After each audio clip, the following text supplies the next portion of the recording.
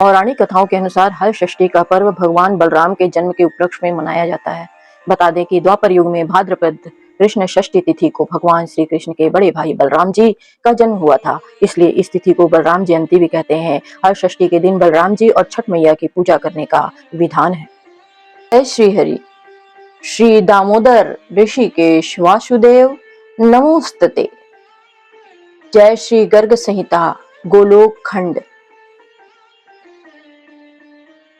गोलोक धामाधिपतिं परेशम परात्परम त्वाम शरणम वृजाम्यहम्। गोलोक खंड के 10वें अध्याय की कथा है।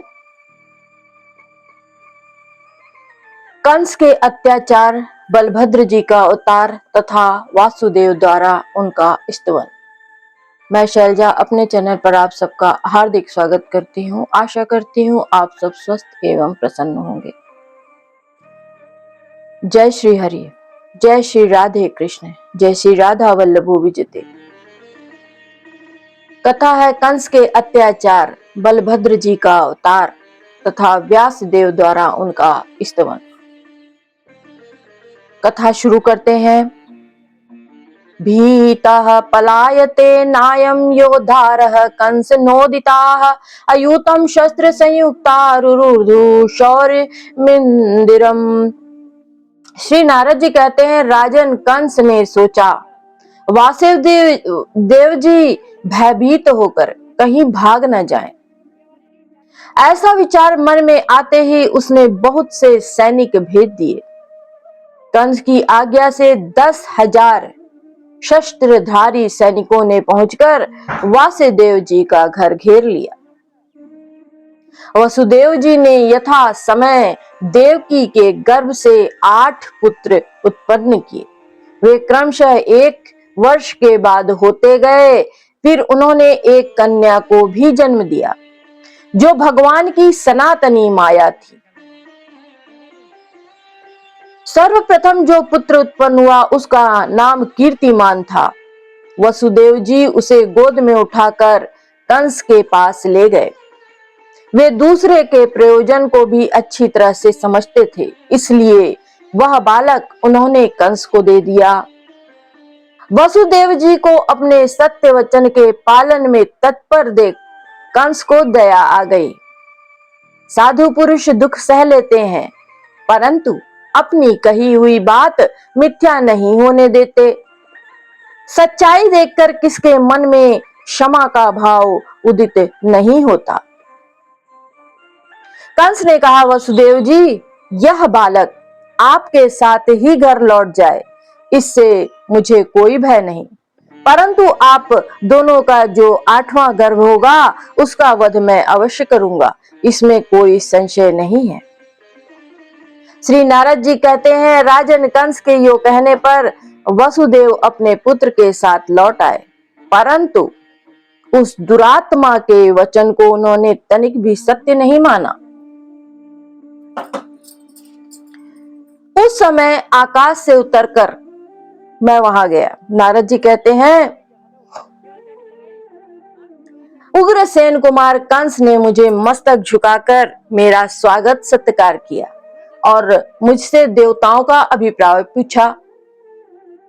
इस समय मैंने जो उत्तर दिया वह मुझसे सुनो। मैंने कहा, नंद आदि गोप वसु के अवतार हैं और वृषभानु आदि देवताओं के नृपेश्वर कंस इस ब्रिज भूमि में जो गोपियां हैं उनके रूप में वेदों की ऋचाएं आदि यहाँ निवास करती हैं।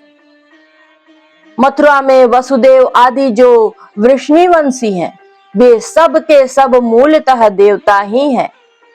देवकी की आदि संपूर्ण स्त्रियां भी निश्चय ही देवांगनाएं हैं।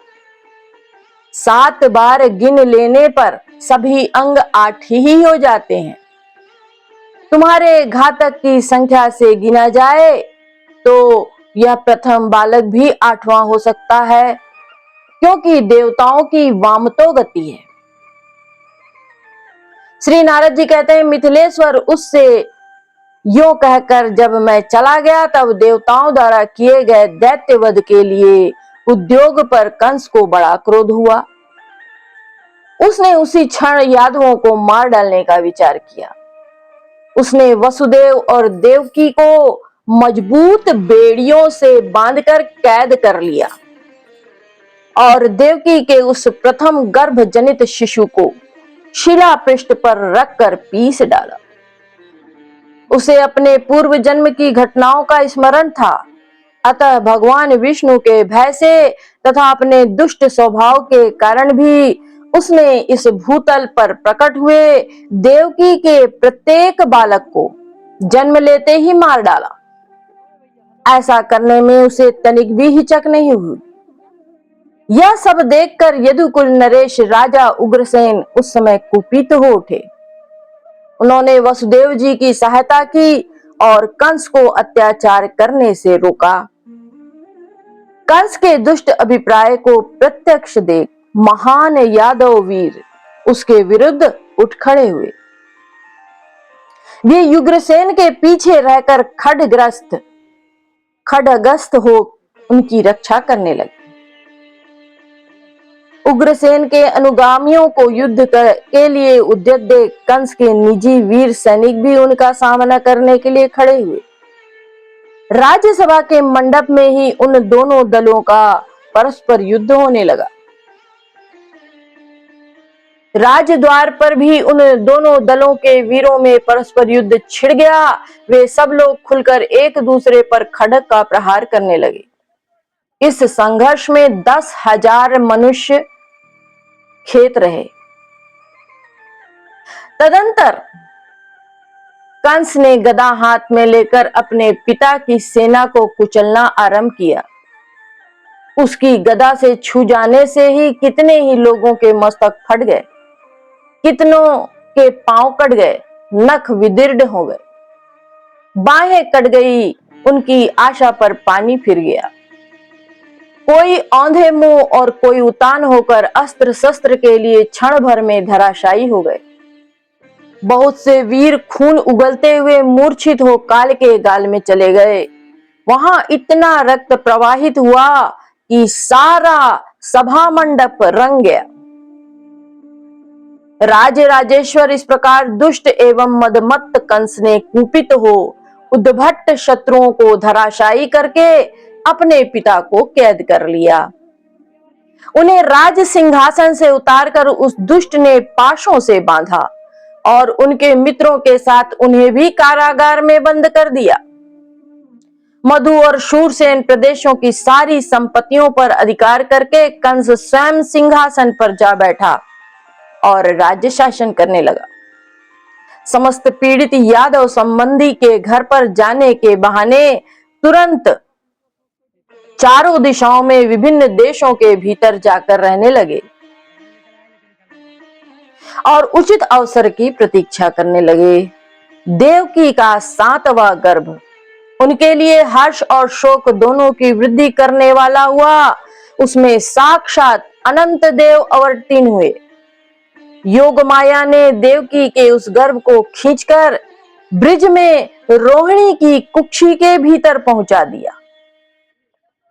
ऐसा हो जाने पर मथुरा के लोग खेद प्रकट करते हुए कहने लगे, अहो बेचारी देवकी का गर्भ कहां चला गया, कैसे गिर गया।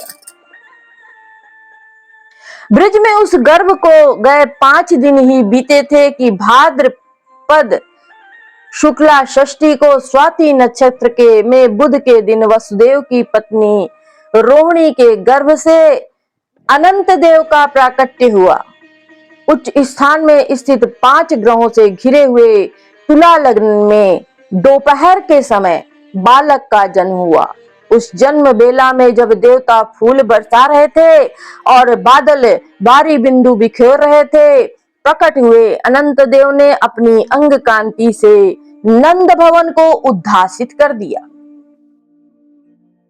नंद राय जी ने भी उस शिशु का जातक कर्म संस्कार करके ब्राह्मणों को 10 लाख गौएं दान दी।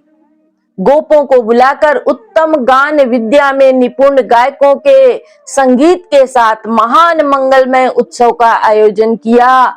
देवल देवरात वशिष्ठ बृहस्पति और मुझ नारद के साथ आकर श्री कृष्ण द्वैपायन व्यास भी वहां बैठे और नंद जी के साथ किए हुए पाद्य आदि उपहारों से अत्यंत प्रसन्न हुए। नंद जी के दिए हुए पाद्य आदि उपहारों से अत्यंत ही प्रसन्न हुए। नंद राय जी ने पूछा, महर्षियों, यह सुंदर बालक कौन है जिसके समान दूसरा कोई देखने में नहीं आता? महामुने, इसका जन्म 5 ही दिनों में कैसे हुआ, यह मुझे बताइए। श्री व्यास जी बोले, नंद, तुम्हारा अद्भुत सौभाग्य है। इस शिशु के रूप में साक्षात सनातन देवता शेषनाग पधारे हैं। पहले तो मथुरापुरी में वसुदेव से देवकी के गर्भ में इसका आविर्भाव हुआ, फिर भगवान श्री कृष्ण की इच्छा से इनका देवकी के उदर से कल्याणमयी रोहिणी के गर्भ में आगमन हुआ।